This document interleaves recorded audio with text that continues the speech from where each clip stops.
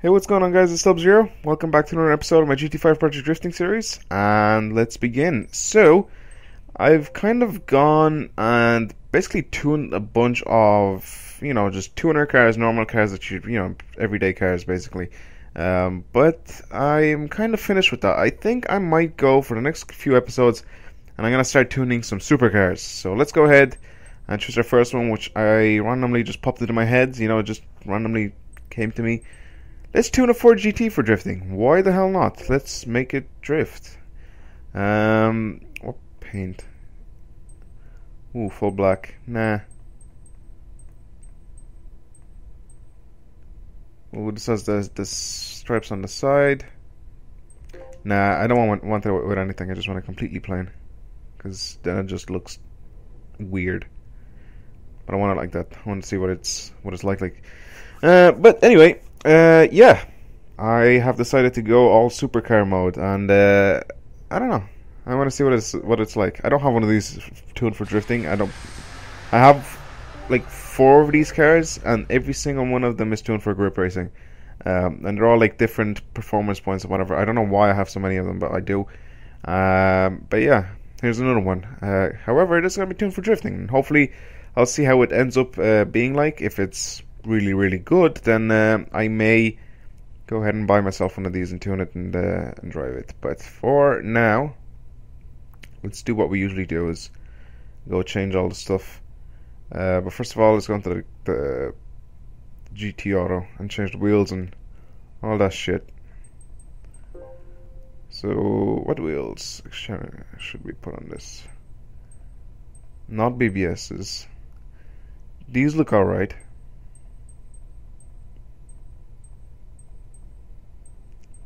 These look like poop. Okay, so I think we're gonna go with the 5-spoke. Yeah, I'm not painting them black. I don't even want to paint them chrome either. I don't know what paint to put on them. Should just leave them as silver. I think I might. Yeah, I'll leave them as silver. Let's go ahead and change the oil, because it gives us more horsepower. And it's not like this thing actually needs horsepower, because that's 560 already. But still, we'll see exactly what it's like, because usually mid-engine rear-wheel drive cars are a little bit more of a hassle to get tuned for drifting, but you can still manage to do it, and it's not really that hard. But it's it kind of takes a bit of time until you can actually know how you do all this stuff. I think the only thing I can put on this is the whiskers on the side and a wing at the back, which I'm not going to put any of them on. Right, now I'm gonna go. I'm going to show you guys what the car drifts like completely stock, and then I'm going to go and show you guys what it's like after it's been tuned, and I'll show you guys the setup and everything in a few minutes.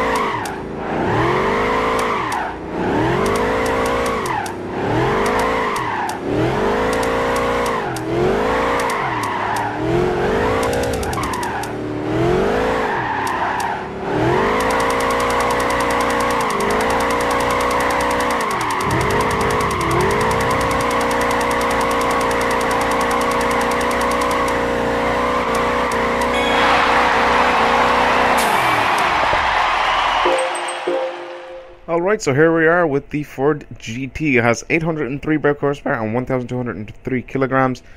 Now, as you've seen by the stock, like, you know, when it was completely stock except for tires, because you always should change your tires when you're drifting. It doesn't matter what car you have; you should always have them on comfort tires. It doesn't matter which one; you can try and figure out yourself which one suits you best. I always go for comfort hard because that's probably one of the easiest ones to drift on, for me anyway. But yeah, anyway, so it's riding on comfort hard tires, and as you've seen by the the lap, it was pretty much perfect from your guys' perspective. But for mine, I kind of noticed a few flaws. From second to third gear, there was a bit of a pause there. You know, it took kind of a while for it to change from second to third while I was drifting. Then there was the when you're doing sort of like your chain reaction drifting, you know, when you're constantly going from like left to right, you know, when you're drifting like that, it kind of seemed to kind of throw itself into that position, and I kind of had to stop it from spinning out of control. So I kind of had to basically learn how to drive this car a little bit. I did one lap before I did, you know, that recording lap that I showed you guys. So I didn't manage to get that in the first go. However, I have gotten the fully customizable suspension, which I've changed to that setup there, so that should be able to fix whatever problem we had. If it doesn't, then we'll come back and we change it again. Twin clutch plates, semi racing flywheels, fully customizable LSD. I can't talk today. Fully customizable transmission with the setup down to 300 kilometers per hour max speed. I haven't changed any of the gear ratios themselves yet until I take the car on the track and see what it's like. I added a supercharger, sports exhaust manifold, sports catalytic converter. I didn't put an exhaust on it because I didn't want it to change the sound, because it sounds kind of decent. Sports intake manifold, racing air filter, and then in the end we have the 803 brake horsepower engine, which I will detune because I don't want to have 800 horsepower under my hood, because with 550 or 560 the way it was before, it was almost perfect. So it had like perfect power to weight ratio. Now I should bring this down, and now it should have slightly more power, and it weighs slightly less, so it should be even better and easier to control. So let's take it out on the track, see what we can do with it. If we find any more flaws in the handling or maybe the transmission, we can come back into the garage and or set up and change what we need to change. But first of all, we have to see what it drives like. Hey, there doesn't seem to be a problem between the gears yet. Whoa. Whoa. This is... yeah, there's absolutely no problem with the gears.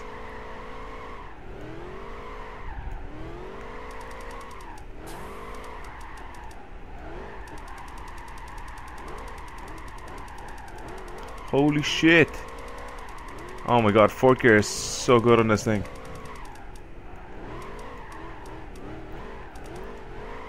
I think I can handle every single corner in fourth gear. Has a bit too much power, just a little bit too much power. But it's not like I can't handle it, but damn. Plus I'm drifting for points now, so I'm not trying to take the corners extremely wide or whatever. Yeah, fourth, fifth gear. And now sixth gear. Now I have to brake.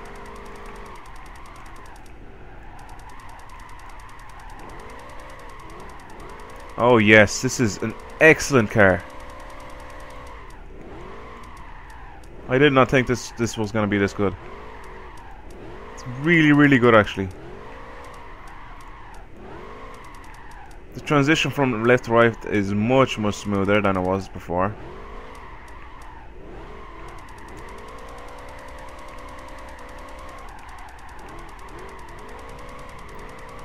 This is just shot all over the points. 26,000 points. Holy shit. I think if I go around a few more times, I'll manage to get this up to... I don't know. If I go around this a few more times, I might even get this to 30,000 points.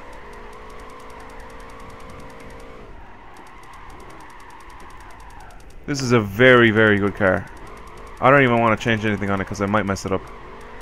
Probably give it slightly less horsepower, but I really like the way it drives now. So let's see if we can actually get another 26,000 points.